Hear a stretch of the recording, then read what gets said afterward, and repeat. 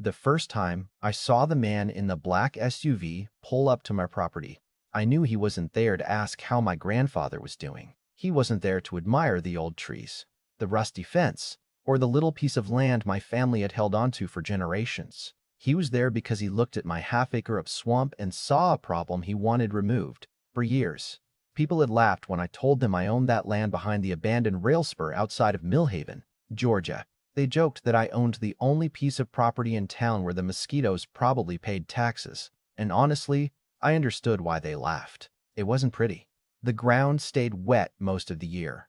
The grass grew wild, and there was an old wooden sign near the fence that leaned so badly it looked like it was tired of standing.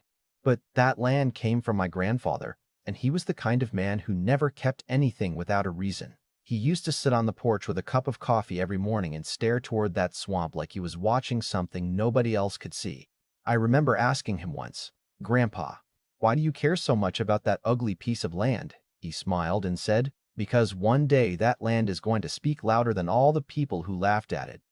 Back then, I thought he was just being an old man with old stories. I had no idea he was leaving me something much bigger than a piece of property. Years later, the entire situation changed when a company called Redwater Development arrived in town with plans to build a luxury neighborhood called Oak Harbor Reserve right next to my land. They had glossy brochures, expensive architects, and promises of million-dollar homes with private docks overlooking the river. They wanted the area transformed into something that looked like it belonged in a magazine. Then they realized my little swamp was sitting right beside their dream project.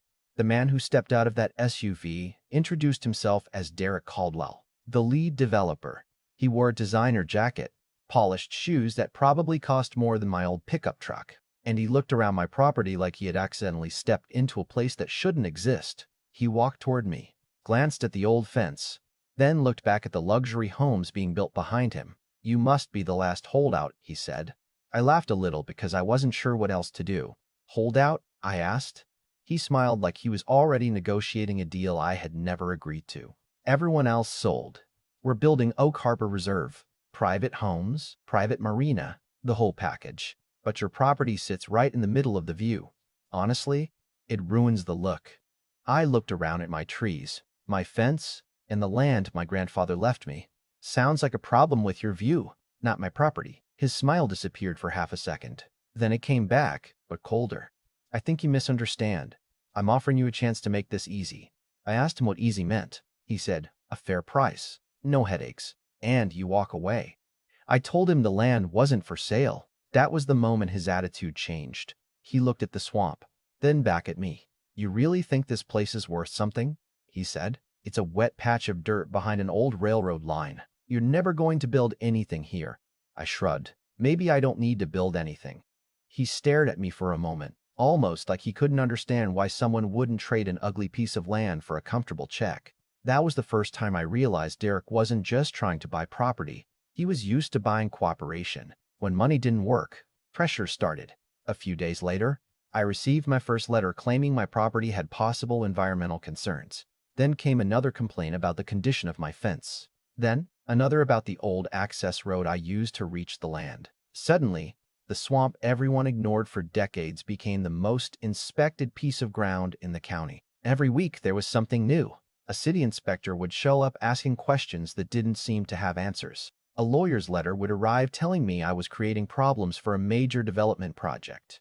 Derek even had people walking around Oak Harbor Reserve telling future buyers that my property was a community concern. It was a very polite way of saying they wanted me gone. My neighbors started asking if everything was okay. Some told me I should just take the money and move on. "Nobody beats a company like that," one of them said. Maybe he was right. There were nights when I sat alone on my porch looking at that old swamp and wondered if I was fighting for something that didn't matter. I wasn't a wealthy businessman. I wasn't a lawyer. I was just a guy holding on to a piece of land that most people thought was worthless. But every time I thought about selling, I remembered my grandfather sitting there, looking across the field with that quiet confidence. He knew something. I just didn't know what. Then one rainy night, while sorting through boxes from his old workshop, I found a small metal folder covered in dust. It had one faded label stamped across the front, "Permit File 1948. At first, I almost threw it back into the box. I figured it was just another old document from a different time. but something made me open it. Inside were papers I had never seen before. Official state documents connected to the old rail spur that crossed the edge of my property decades earlier. And when I started reading the details, my entire understanding of that land changed. My grandfather wasn't protecting a worthless swamp. He was protecting something nobody else knew existed. I remember sitting at my kitchen table that night with the old metal folder open in front of me, a cup of coffee getting cold beside my hand, and rain tapping against the window like it was trying to get my attention. I had spent months feeling like I was fighting a battle I couldn't win. Derek Caldwell had money, lawyers, connections, and an entire development company behind him. I had an old pickup truck, a stubborn attitude, and a piece of land everyone told me was useless. But inside that folder, I found something my grandfather had quietly protected for decades.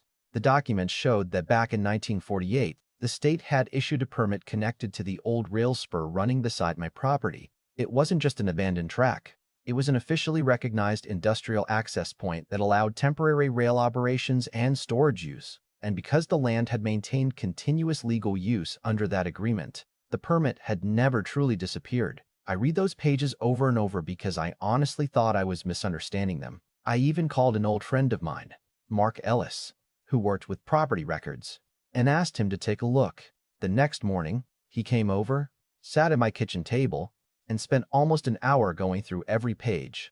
Finally, he leaned back and said something I'll never forget.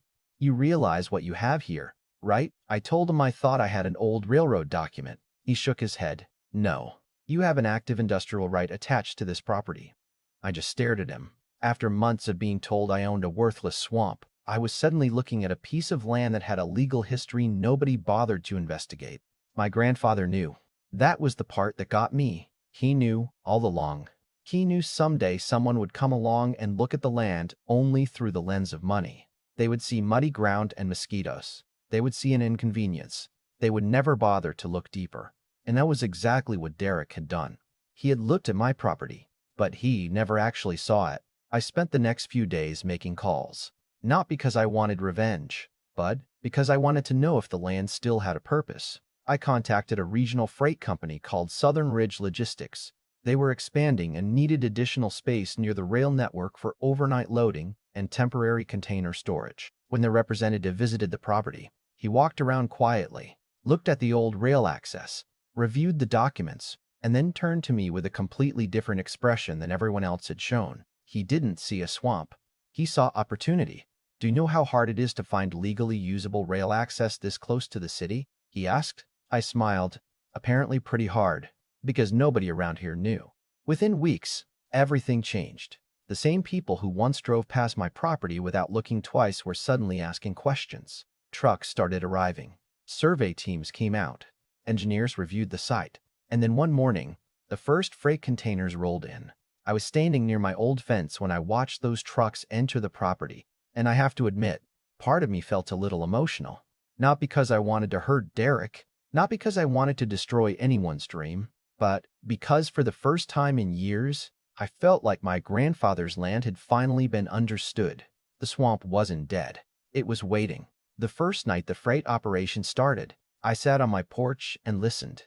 The sound was completely different from what I was used to. The engines rumbled. The forklifts beeped. Steel containers moved across the ground. Some people would call it noise, and I understand that. But to me, it sounded like the property was waking up after decades of silence. Of course, Derek Caldwell did not see it that way. 3 days after operations began, he stormed onto my property wearing the same expensive jacket. But this time, he didn't look confident. He looked angry. "What are you doing?" he demanded. I looked behind him at the luxury homes being built next door. "Using my property." He pointed toward the trucks. "You can't just turn this into an industrial site. This is a residential area." I calmly reached into my folder and handed him a copy of the 1948 permit. "Actually, Derek, that's where you're wrong." He looked at the papers but didn't read them. He already seemed convinced he was right. "This doesn't matter." I told him, "It matters a lot." He finally looked down and started reading. The confidence slowly disappeared from his face. "Where did you get this?" he asked. I smiled. "My grandfather kept better records than your lawyers did." That sentence bothered him more than anything else I could have said, because for the first time, he wasn't dealing with someone he could pressure. He was dealing with a fact he couldn't buy. But Derek wasn't the kind of person who accepted losing easily. Over the next several months, he tried everything. He filed appeals with the zoning board. He hired attorneys who claimed the industrial use violated local expectations. He launched a public campaign saying my operation threatened the peaceful character of the neighborhood. Suddenly, I became the villain in his story. He told people I was ruining a beautiful community. The funny thing was, those same people had never cared about my land until they wanted it gone. But every time the issue went before officials, the same answer came back. The documents were valid. The permit was legitimate. The rights attached to the property were protected. Local preferences could not simply erase decades of legal history. Even state officials confirmed that the existing rail rights had priority under transportation regulations. Derek had built his entire project around the assumption that my land would eventually disappear. He had designed his roads, his views, and his marketing around owning the entire area. He never considered the possibility that the smallest piece of property beside his luxury development might actually be the strongest one. Then came the moment when everything started falling apart for him. Buyers who had signed interest agreements began backing out. They had expected quiet riverfront homes, not an active freight operation next door. The model homes that once had crowds walking through them started sitting empty. The same sales office that once showed beautiful pictures of peaceful evenings by the water became a place where employees avoided answering difficult questions. And every night, while Derek watched his dream project struggle, I sat on my porch watching something my grandfather had predicted years earlier. The land was speaking. It wasn't speaking with words. It was speaking through documents. Through history? Through the rights people ignored because they were too focused on appearances. But the story wasn't over yet, because Derek still had one final move. And this time, he wasn't just trying to fight my property. He was trying to change the story everyone believed about what happened. Derek Caldwell's final move wasn't another zoning complaint, another angry phone call, or another lawyer's letter sitting on my kitchen table. By that point, he had already tried almost every door he could knock on, and every single one of them had led back to the same answer. The documents were real, the permit was valid, and my grandfather's little piece of forgotten land had more protection than anyone expected. So instead of fighting the facts, Derek decided to fight the story. He started changing the conversation. Suddenly, I wasn't the owner protecting my property anymore. I was the person standing in the way of progress. That's how these things work sometimes. People don't always attack what you did. Sometimes they attack how other people see what you did. He held meetings with potential buyers, talked to local reporters, and painted a picture where his luxury neighborhood was the victim of one stubborn landowner who refused to cooperate. This community was supposed to be peaceful, he said during one interview. One person's decision has affected hundreds of families, and I remember watching that clip on my phone, sitting at my kitchen table, where I had first opened my grandfather's old permit folder. I just shook my head, because the irony was almost unbelievable. For years, nobody cared about my property. Nobody cared about the old fence. Nobody cared about the swamp. They only cared when they realized they couldn't control it. I wasn't stopping their dream. I was simply refusing to disappear from it. A few neighbors who had originally supported Derek started asking questions. Some admitted they had never even heard about the old rail rights. They assumed, just like everyone else, that the land was worthless. One older man who lived nearby stopped me at the gas station one morning and said, "You know, I owe you an apology. I thought you were just being stubborn." I laughed and told him, "A lot of people thought that." He looked embarrassed and replied, "Turns out stubborn and prepared look pretty similar from the outside." That conversation stayed with me because it reminded me how quickly people judge a situation when they only see the surface. But Derek wasn't finished.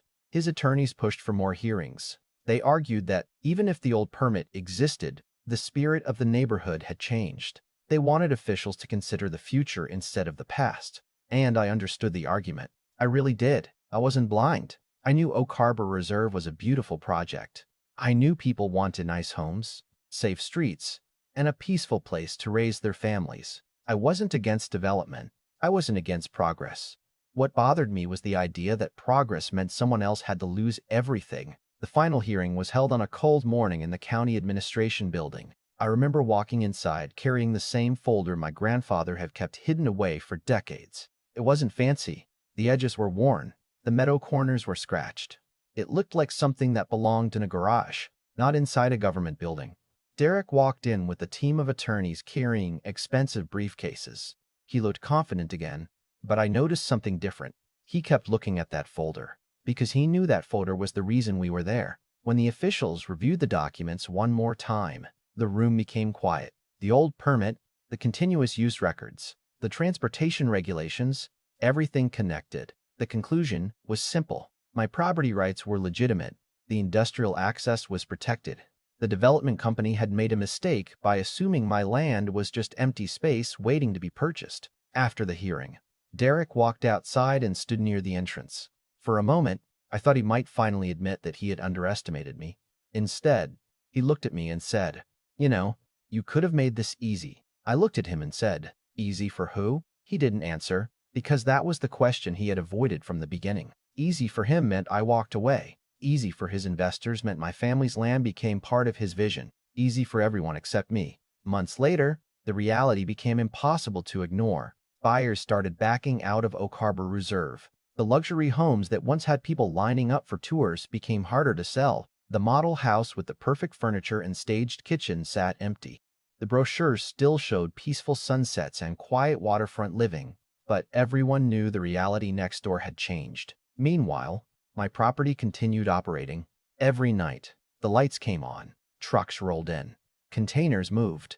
The old rail line carried activity again after decades of silence. Some nights, I would walk down near the fence and think about my grandfather. I imagined him standing there with that little smile of his, watching everything unfold. I wished I could have asked him how he knew. How did he know that one day someone would try to erase that land? How did he know that the thing everyone laughed at would become the thing that mattered most? But maybe that was exactly why he kept it. Maybe he knew that value isn't always obvious when you first look at something. A diamond buried in the ground just looks like a rock until someone knows what they're looking at. And that old swamp was the same way. For years, people saw mud, weeds, and mosquitoes. My grandfather saw history. Derek saw an inconvenience. I saw a responsibility. Looking back now, I don't think the real battle was ever about a piece of land.